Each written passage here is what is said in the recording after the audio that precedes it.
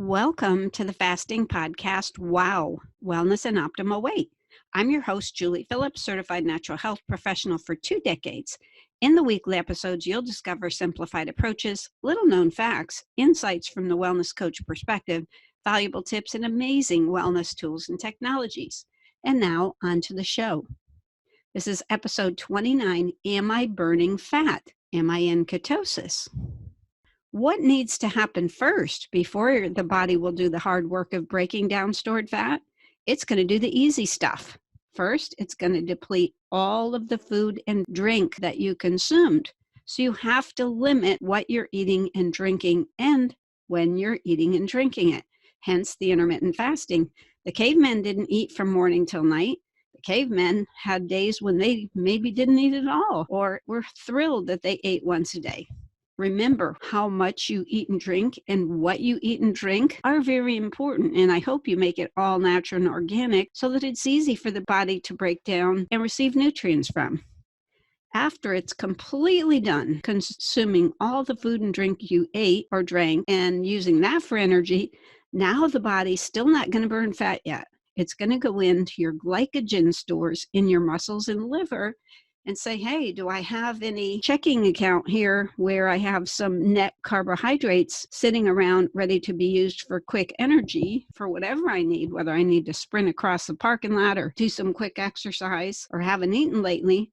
And the glycogen stores has what we call net carbs. So fiber does not count. If you look at a food and it says 18 total carbohydrates, but 16 of them are fiber, then you subtract and you get 2. But if the other 2 net carbs are, for example, a sugar alcohol that's natural called erythritol, and the body can create sugar alcohols, by the way, but erythritol is an example of a plant sugar alcohol, does not count against the pancreas or storing in your glycogen stores. So the net carbs is subtract total carbs minus fiber minus sugar alcohol.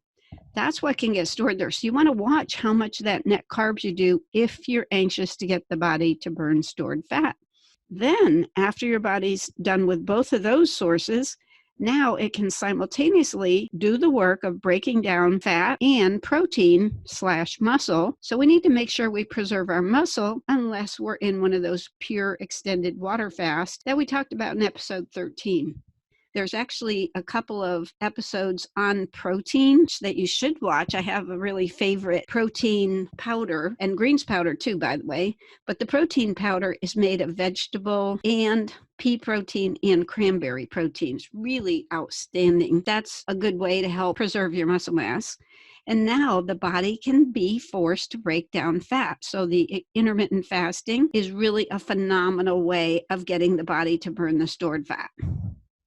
What are some tools to see if you're actually burning fat? Well, everybody who's watching podcasts like this typically will know about the ketone urine strips, where you look for what color it's supposed to be to see if you're in ketosis. But people keep running out of strips, and you can use strips. There's no problem. And it's okay in some cases. If they're wide strips, you can cut them in half and let them last twice as long because you only need one to turn a certain color. Another tool that's really fancy is something called a glucose ketone test kit. And they're not too expensive. There's actually a link to all these kinds of things on our website that you'll hear at the end. There's a glucose ketone test kit, and you self-test. You finger prick yourself. You get the ketone reading. You get your glucose sugar reading, and you get something called a GKI, a glucose ketone index. That's a really good thing, but I personally am not one that likes sticking my finger with a needle, even though it doesn't really hurt. I still am not a big fan of it. But what I really love that you can use over and over and over again, and they provide you with a bunch of different mouthpieces that really a single one would last you a while, and it's called the ketone breath meter. Basically, you pull up the little spout that you're going to breathe into, you put the extra plastic see-through piece on top of the connection to breathe into it, and then you press the button, and then when you start breathing into it, it will take a few seconds to get ready. You breathe about 5 times heavily into the breath meter, and then it'll beep, and you can see whether or not you're in ketosis. I love that.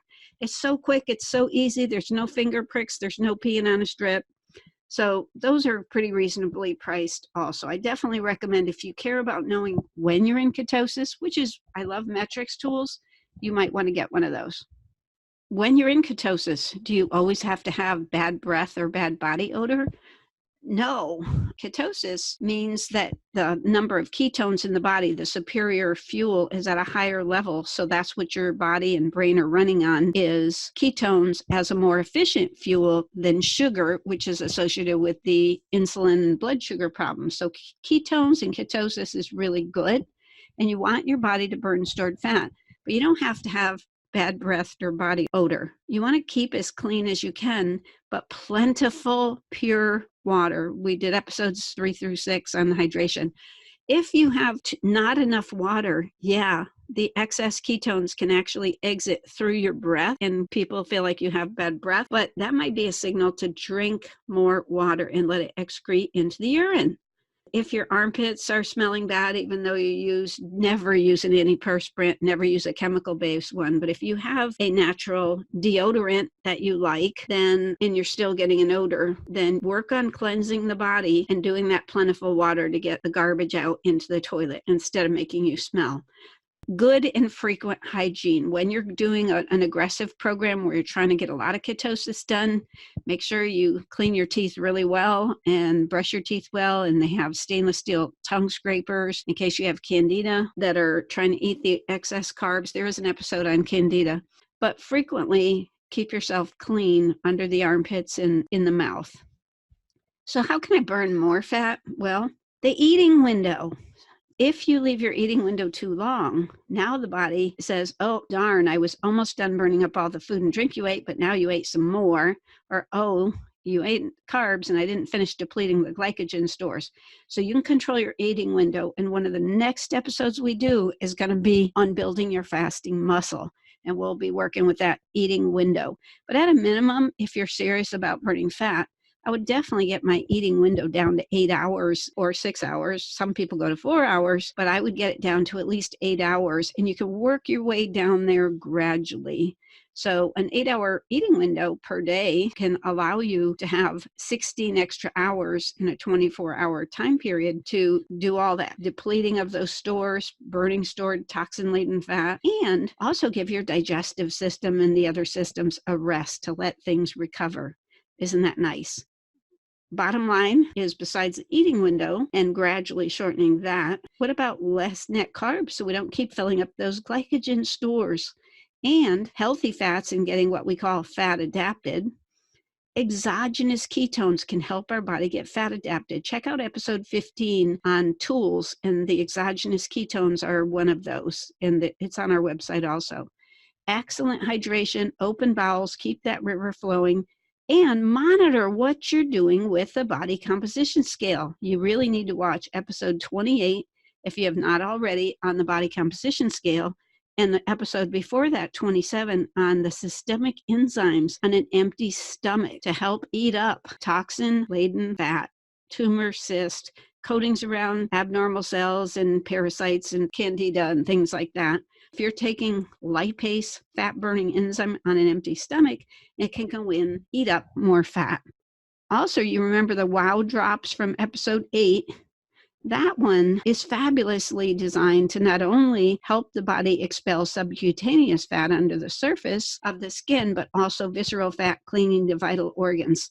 So besides our 28-minute doctor video you'll hear about at the end, we have a new little 10-minute video to keep it shorter, www.wowdropstechnology.com. Also, I just created a beautiful little system with very short videos to share the drops or those enzymes we talked about or the ketones. But I have a great little system if you want to share them with other people for rich rewards. Email me. When you want to get real serious about burning more fat, when the body is focused on it, pretty much 24/7 after you get on a roll, check out episode 13 for the superpowers of the extended fast. That concludes this episode. Possible next steps: watch each and every weekly episode, refer others, check out our website, www.thefastingpodcastwow.com, watch our 28-minute doctor video with multiple doctors, www.lifeboatdoctors.com, and podcasters. If you like our episodes, please give us a 5-star review on iTunes and Podcoin if you use it. YouTubers, we hope you click like this video and subscribe to our channel. Remember, stay positive, focused, and determined, because where the positive mind goes, energy flows.